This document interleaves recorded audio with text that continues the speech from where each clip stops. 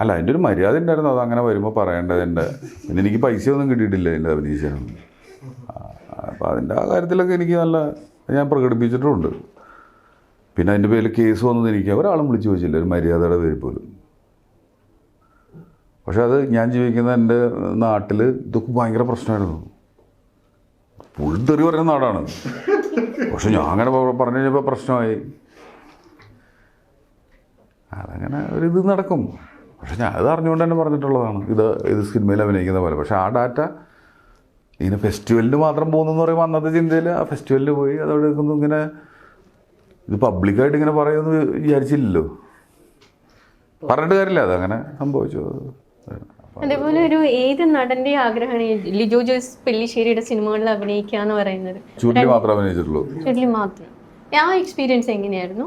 ചുരുളി എന്നുള്ളത് ഈ തെറി പറയണ വേഷം അവാർഡിന് അയക്കുള്ളൂ എന്ന് പറഞ്ഞതിൻ്റെ പേരിൽ തെറി പറഞ്ഞ് അഭിനയിച്ചതാണ് ഞാൻ.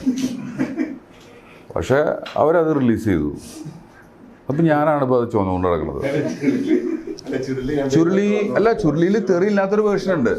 സ്ഥിരം തെറി പറയുന്ന ഒരാളാണ്, എല്ലാ സംഭാഷണം തെറി കൂട്ടി പറയുന്ന ഒരാളെന്നാണ് ഫീൽ ആയി കിട്ടുന്നത്. അല്ല, തൃശ്ശൂര് നമ്മുടെ ഏരിയയില് വെറുതെ സ്നേഹത്തിൽ ചോദിക്കണത് തെറി പറയണ തുടങ്ങാം. ഇപ്പോൾ നമ്മൾ സോഷ്യൽ മീഡിയയിലൊക്കെ കുറെ പോസ്റ്റുകൾ കാണാറുണ്ട്. പഴയ സിനിമകളിലൊക്കെ ജോജുവിന്റെ മുഖം അവിടെ എവിടെയൊക്കെ ജൂനിയർ ആർട്ടിസ്റ്റ് വേഷങ്ങൾ, ഇപ്പോൾ ദാദാ സാഹിബിൽ ബാക്കിൽ ബോഡി ഗാർഡായിട്ടും അങ്ങനെ പല സിനിമകളിലും വാസ്തവത്തിൽ തന്നെ എനിക്ക് തോന്നുന്നു ഒരു ചെറിയ വേഷം ചെയ്യുന്നതിന് ഇതായിട്ട് പൃഥ്വിരാജിന്റെ അസിസ്റ്റന്റ് ആയിട്ട് അങ്ങനെയുള്ള ഇത് കാണുമ്പോൾ ജോജുവിന്റെ ഒരു ഫീലിംഗ്, സാധാരണ അത് ഇൻസ്പിറേഷന് വേണ്ടിയിട്ടാണ് നമ്മളിങ്ങനെ വീഡിയോസ് ഒക്കെ ഇടുമ്പോൾ ലൈക്ക് ഇതുപോലെ ഭയങ്കര ഇൻസ്പയറിംഗ് ഫിഗർ ആയിട്ടാണ് കാണുന്നത്. ജോജു ആ കാണുമ്പോൾ കിട്ടുന്ന ഒരു ഫീലിംഗ് എന്താണ്? ഞാൻ അച്ചീവ് ചെയ്തു എന്ന് തോന്നാറുണ്ടോ? സെൻസ് ഓഫ് എൻ്റെ ഒരു സാറ്റിസ്ഫാക്ഷൻ ഫീൽ ചെയ്യാറുണ്ടോ? അച്ചീവ് ചെയ്തൊന്നും അങ്ങനെ ഇല്ല. ഞാൻ എൻ്റെ പഠനത്തിൻ്റെ റൂട്ട് കറക്റ്റാണെന്ന് തോന്നാറുണ്ട്. കാരണം ഞാൻ അന്നൊക്കെ അഭിനയിച്ചിരുന്നപ്പോൾ ഈ ക്യാമറയുടെ മുന്നിൽ നമ്മൾ ഒരു ഫ്രണ്ട്ലി ആയിട്ട് ക്യാരക്ടറായിട്ട് അഭിനയിക്കുക എന്ന് പറയുന്ന ഒരു ബാലൻസ് കിട്ടണത് അത് ഭയങ്കര പാടായിരുന്നു. ആ സമയത്തൊന്നും അതില്ല. ഇപ്പോൾ ഈ വാസ്തവം പഴയ പടങ്ങളൊക്കെ കാണുമ്പോൾ അപ്പോൾ അത് വെരി സ്ലോലി നമ്മൾ സൈക്കിൾ ഔട്ട് പഠിക്കുന്ന പോലെ പതിയെ പതിയെ പതിയെ പതിയെ പതിയെ പതിയെ. ഇപ്പോൾ ആക്സിഡന്റിലെങ്കിലും അതൊക്കെ കാണുമ്പോൾ ഓക്വേർഡായിട്ട് ഫീൽ ചെയ്യാറുണ്ട്. പിന്നെ സ്വന്തം പെർഫോമൻസ് ഇപ്പോൾ എൻജോയ് ചെയ്യാറുണ്ടോ? ഞാൻ എൻ്റെ പടം ഞാൻ സിനിമ തിയേറ്ററിൽ പോയി കാണാറില്ല.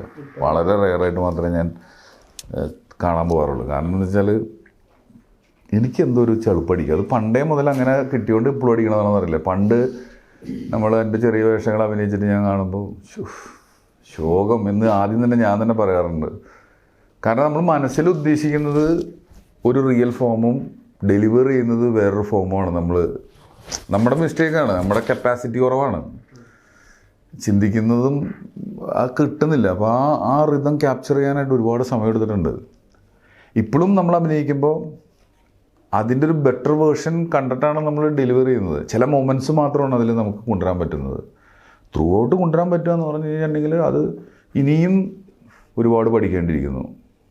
ഇനിയും ഒരുപാട് അതിനെ ബാലൻസ് ചെയ്യേണ്ടിയിരിക്കുന്നു. ആ ആർട്ടിനെ നമ്മൾ അതെങ്ങനെയാണെന്ന് എനിക്കൊരു ആർട്ട് എന്താണ് നന്നാവുക എങ്ങനെയാണ് ഡീറ്റെയിൽ ചെയ്യുമ്പോൾ അല്ലേ. ഒരു പെയിൻറ്റിങ് ആയാലും അഭിനയം ആയാലും അത് ഭംഗിയുള്ള ആർട്ടാന്ന് പറയുന്നത് നമ്മളതിനെ ഡീറ്റെയിൽ ചെയ്യുമ്പോഴാണ് അതിനെ. അപ്പോൾ എൻ്റെ ആക്ടിങ് കുറച്ചും കൂടി ഡീറ്റെയിൽ ചെയ്യുക എന്ന് പറഞ്ഞു കഴിഞ്ഞാൽ ഡീറ്റെയിൽ ആൻഡ് സിമ്പിൾ. അപ്പോൾ ആ പ്രോസസ്സിലോട്ട് നമ്മൾ ഇപ്പോഴും ട്രൈ ചെയ്തുകൊണ്ടിരിക്കുകയാണ്. അങ്ങനെ ചെയ്ത വേഷങ്ങളിൽ ജോജുവിന് ഏറ്റവും കൂടുതൽ സാറ്റിസ്ഫാക്ഷൻ കിട്ടിയ വേഷം എന്ന് ചോദിച്ചാൽ എന്തെങ്കിലും പറയാൻ പറ്റുമോ? ഞാൻ പറഞ്ഞില്ലേ, എനിക്ക് വെറുതെ പറയണതല്ല, എനിക്ക് എൻ്റെ എല്ലാ വേഷങ്ങളിലും ഇങ്ങനത്തെ ഒരു പ്രോസസ്സിലൂടെ പോയതുകൊണ്ട് എല്ലാത്തിലും അതിൻ്റേതായിട്ടുള്ളൊരു കാര്യം സംഭവിച്ചിട്ടുണ്ട്. ലെക്കിന് കോളടിച്ചിട്ടുള്ള ഒരു പരിപാടി ഇല്ല എനിക്ക്. നമ്മൾ അറിഞ്ഞുകൊണ്ട് ചെയ്തിട്ടുള്ള കാര്യങ്ങൾ തന്നെയാണത്, അന്നത്തെ അറിവ് വെച്ചിട്ട്. അപ്പോൾ ഓരോന്ന് കഴിയുമ്പോഴാണ് നമ്മൾ ഇങ്ങനെയാണ്. അപ്പോൾ നമുക്കത് തോന്നും കുറച്ചുകൂടി ബെറ്റർ ആക്കണം. ഇപ്പം ജോസഫ് എനിക്ക് സ്റ്റേറ്റ് അവാർഡും കിട്ടി, നാഷണൽ അവാർഡും കിട്ടിയത്. പക്ഷേ ആ പടം ഇനിയൊരു അവസരം കൂടി എനിക്ക് അങ്ങനത്തെ ഒരു പടം അഭിനയിക്കാൻ കിട്ടിക്കഴിഞ്ഞാൽ ഞാൻ ഉറപ്പായിട്ടും അങ്ങനെ ആയിരിക്കില്ല ചെയ്യുക. കുറച്ചും കൂടി ഇന്നത്തെ കാലത്തേക്ക് കൺവിൻസ് ആക്കണമെങ്കിൽ വേറൊരു രീതിയിൽ ചെയ്യേണ്ടി വരുമായിരിക്കും. അപ്പം അതൊരു അന്നത്തെ നമ്മുടെ അറിവിനനുസരിച്ച്, നമ്മുടെ കാഴ്ചപ്പാടിനനുസരിച്ച്, അന്നത്തെ സാഹചര്യത്തിനനുസരിച്ചിട്ടാണ്. അപ്പം ജോജു കംപ്ലീറ്റ്ലി ഒരു ഡയറക്ടേഴ്സ് ആക്ടറാണ്.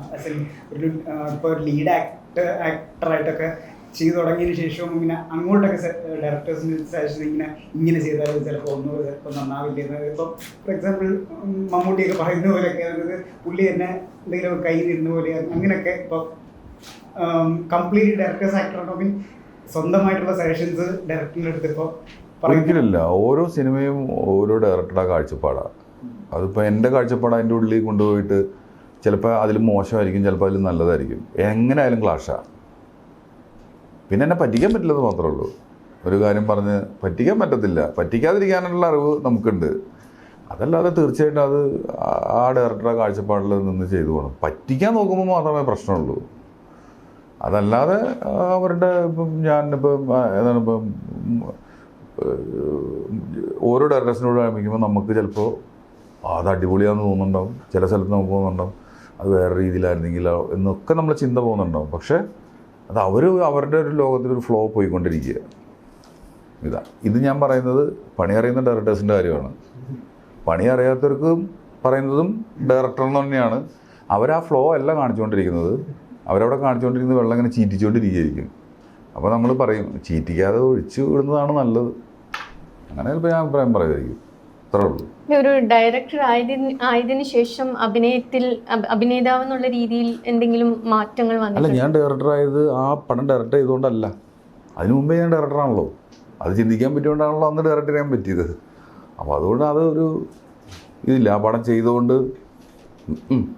അങ്ങനൊരു കാര്യമില്ല. ഞാൻ പറഞ്ഞില്ലേ, ജോസഫിന് മുമ്പേ ഞാൻ ഒരു സിനിമ ഡയറക്റ്റ് ചെയ്യാൻ വേണ്ടിയിട്ട് പ്രിപ്പയർ ആയി റെഡിയായ ആളാണ്. അപ്പോൾ അന്ന് ജോസഫ് സംഭവിച്ചപ്പോൾ ഓക്കെ, നമ്മുടെ ആഗ്രഹം നടന്നു, അഭിനയിക്കാമെന്ന് പറഞ്ഞ് തിരിച്ചു. അപ്പോൾ ഉണ്ടായിരുന്ന ആ ആഗ്രഹം നമ്മളിപ്പോൾ നടത്തിയെന്ന് മാത്രമേ ഉള്ളൂ. എനിക്ക് ആ മൈൻഡ് അന്നേ ഉണ്ട് എന്നർത്ഥം. അതുപോലെ ഒരുപാട് സ്ട്രഗിൾസിന് ശേഷം വലിയ വലിയ വിജയങ്ങൾ തേടി വന്നുകൊണ്ടിരിക്കുന്ന ഒരു സമയമാണ്. ഈ വിജയങ്ങൾ ജോജു എന്ന വ്യക്തിയെ എങ്ങനെയാണ് ഇമ്പാക്റ്റ് ചെയ്തിട്ടുള്ളത്? എന്ന് വെച്ച് കഴിഞ്ഞാൽ ഒരു വിജയം കിട്ടുമ്പോഴേക്കും അടുത്ത ക്രൈസിസ് വരുമ്പോൾ നമുക്ക് ആ വിജയത്തെക്കുറിച്ച് ചിന്തിക്കാൻ പറ്റില്ല. അപ്പോൾ അതുകൊണ്ട് ആ വഴിക്കാണ് പോകും. എൻ്റെ ജീവിതം അങ്ങനെയാണ്. അപ്പോൾ അതുകൊണ്ട് നമ്മളിതിനെ സർവൈവലായിട്ട് കാണും. ഒരു വിജയങ്ങൾ പോലും എനിക്ക് അങ്ങനെ ആസ്വദിക്കാനോ അല്ലെങ്കിൽ അതിനെ ക്രെഡിറ്റ് ചെയ്യാനോ ഇതുവരെ പറ്റിയിട്ടില്ല, മൈൻഡ് ചെയ്യാൻ പറ്റിയിട്ടില്ല. അതാണ് സത്യാവസ്ഥ. അവിശ്വസനീയം. സത്യമായിട്ടുള്ള കാര്യമാണ്. എനിക്ക് എൻ്റെ ലൈഫ് വെച്ചിട്ടാണ് പറയുന്നത് ഞാൻ. കാരണം ഇതെല്ലാം വിജയങ്ങളാണെന്ന് ഇതൊരു ഇങ്ങനെ ഒരു പോക്കല്ലേ നമ്മൾ. ഇപ്പോൾ 18-ാം പടിയിലേക്ക് എത്തുമ്പോൾ 10-ാം പടി എത്തിയിട്ട് 10-ാം പടി കയറി എന്ന് വെച്ചിട്ട് നമുക്ക് ആസ്വദിക്കാൻ പറ്റുന്നില്ല. 11 കയറാൻ കിടക്കുകയാണ്. അപ്പോൾ ഇത് ഓരോന്ന് ചെയ്യുമ്പോഴും ഇവിടെ നിലനിൽക്കണ്ടേ. നമുക്ക് ഈ വിജയങ്ങൾ ആഘോഷിച്ച് അല്ലെങ്കിൽ അതിനെ അഡ്രസ്സ് ചെയ്യുമ്പോൾ കിട്ടുന്നൊരു സ്പേസിലല്ല ഞാൻ പോകുന്നത്. ഇനിയിപ്പോൾ എനിക്ക് അടുത്ത വർക്കുകൾ ചെയ്യണം, അഭിനയിക്കണം. അപ്പോൾ അത് കുറച്ച് ബെറ്ററായിട്ട് എങ്ങനെ അഭിനയിക്കാൻ പറ്റും. ഇനിയിപ്പോൾ ഒരു പടം ഡയറക്റ്റ് ചെയ്യുമ്പോൾ അടുത്തത് ഒന്നും കൂടി എനിക്ക് നല്ലൊരു സ്ക്രിപ്റ്റ് എഴുതാൻ പറ്റണം. ഇതൊക്കെ ടാസ്കല്ലേ. ഞാൻ നേരെ അതിലോട്ടാണ് പോകുന്നത്, അടുത്ത പരിപാടിയെന്ന്. അല്ലെങ്കിൽ ജോസഫ് കൊണ്ട് എൻ്റെ കരിയർ തീരേണ്ടതാണ്. കാരണം ജോസഫാണ് എൻ്റെ ഏറ്റവും വലിയ സക്സസ്. അത് കഴിഞ്ഞപ്പോൾ എനിക്ക് കിട്ടിയതൊക്കെ ഇതാണ്. പക്ഷേ ഇതൊരു ഉത്തരവാദിത്വം കൂടി ഉണ്ടല്ലോ. ഈ വിജയങ്ങൾ ജോജുവിൻ്റെ ലൈഫിനെ ഭയങ്കര കോംപ്ലിക്കേറ്റഡ് ആക്കിയിട്ടുണ്ടോ? പണ്ടുണ്ടായിരുന്ന ഒരു ലൈറ്റ്നെസ് ഓഫ് ഒരു ബീയിങ്ങിൻ്റെ ഒരു ലൈറ്റ്നെസ് ഉണ്ടായിരുന്നു. അല്ല, വിജയങ്ങൾ എന്ന് പറഞ്ഞു കഴിഞ്ഞാൽ ഇപ്പോൾ എൻ്റെ സക്സസ് എന്ന് പറഞ്ഞാൽ എനിക്ക് ഇപ്പോൾ മറ്റേ ഒരു റിവ്യൂവർക്കുള്ളൊരു സ്വാതന്ത്ര്യം പോലും നമുക്കില്ല എന്നുള്ളൊരു പ്രശ്നമുണ്ട്. നമ്മൾ ഹൈറ്റ്സിലോട്ട് പോകുന്നു എന്ന് പറയുന്നതിൻ്റെ ഒപ്പം തന്നെ നമ്മുടെ സ്വാതന്ത്ര്യങ്ങൾ ഇല്ല. നീ ഇങ്ങനെയാണ്, നീ കൂടുതൽ വർത്തമാനം പറയണ്ട, ഇങ്ങനെ ചെയ്യണ്ട എന്ന് പറയുന്ന ഒരു സാധനം അടിച്ചേൽപ്പിക്കുന്നുണ്ട്. അത് മാത്രമേ ഉള്ളൂ പ്രശ്നം.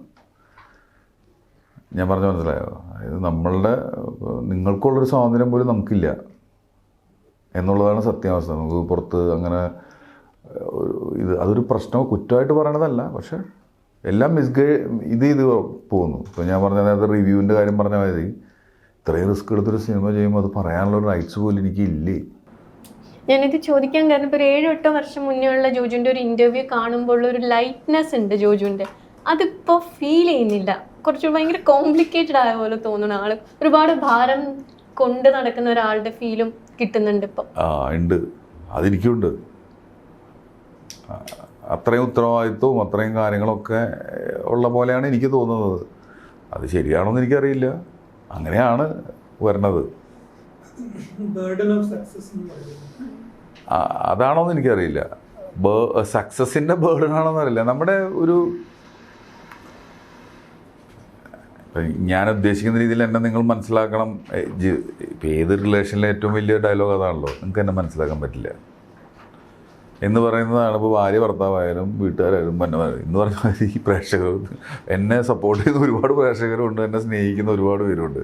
പക്ഷേ ചില ഏരിയയിൽ നമ്മൾ ഭയങ്കരമായിട്ട് മിസ്ഗൈഡ് ചെയ്തപ്പെടും, വേറെ രീതിയിൽ പോവുകയാണ്. അപ്പോൾ അതിന് സക്സസിൻ്റെ ഭാരമാണോ എന്താണെന്നറിയില്ല, അതിലൊരു ഡിസ്കംഫർട്ട് ഉണ്ട്, അത്ര തന്നെ. ആ ഡിസ്കംഫർട്ടാണ് എൻ്റെ ഭാരം. ജോജുവിൻ്റെ ഈ ജോസഫ് ഏറ്റവും മികച്ച ഒരു വിജയം, പക്ഷേ അത് മെഡിക്കൽ ഫ്രറ്റേണിറ്റിയുടെ ഭയങ്കര ഡിസ്കഷൻ വന്നൊരു സിനിമയായിരുന്നു. അതായത് ഈ ഓർഗൻ ട്രാൻസ്പ്ലാന്റ് സംബന്ധിച്ച് പല ഡോക്ടേഴ്സും എല്ലാവരും പുറത്തോട്ട് വരും. അതിൻ്റെ എങ്ങനെയാണ് കാണുന്നത്? അത് അതായത് ഇതൊരു ഫിക്ഷൻ, ഒരു movies anyway it's A work of fiction. പക്ഷേ ഇത് ഭയങ്കരമായിട്ട് ആൾക്കാർ മെഡിക്കൽ ഫ്രറ്റേണിറ്റി മോസ്റ്റ്ലി അവർ പുറത്തോട്ട് വരികയും ഭയങ്കരമായിട്ട് ഡിസ്കഷൻ ഉണ്ടാക്കുകയും ചെയ്ത ഒരു, ഇൻഫാക്ട് ഓർഗൻ ട്രാൻസ്പ്ലാന്റിന് തന്നെ നമ്മളുടെ ഈ അഫക്റ്റഡ് ആയെന്നൊക്കെ ഒരു പറച്ചിലുണ്ട്. എങ്ങനെയത് ജോജു കാണുന്നത് അതിൻ്റെ? അല്ല, അത് എന്താ പറയുക, റിയലായിട്ടുള്ള ഒരുപാട് കാര്യങ്ങൾ അത് എഫക്റ്റ് ചെയ്തിട്ടുണ്ടെങ്കിൽ വളരെ സങ്കടകരമായൊരു കാര്യമാണ്. പക്ഷെ അങ്ങനെയൊക്കെ നടക്കുന്നുണ്ട്, അങ്ങനെയൊക്കെ ഉണ്ട് എന്ന് പലരും അഡ്രസ്സ് ചെയ്യുന്നു, പല പല കാര്യങ്ങൾ അങ്ങനെയൊക്കെ ഉണ്ടെന്ന് പറയുന്നു. അങ്ങനെ ഉണ്ടെന്നുണ്ടെങ്കിൽ അതും ഒരു പ്രശ്നമാണ്. അതെ, അതിക്കുള്ളിൽ.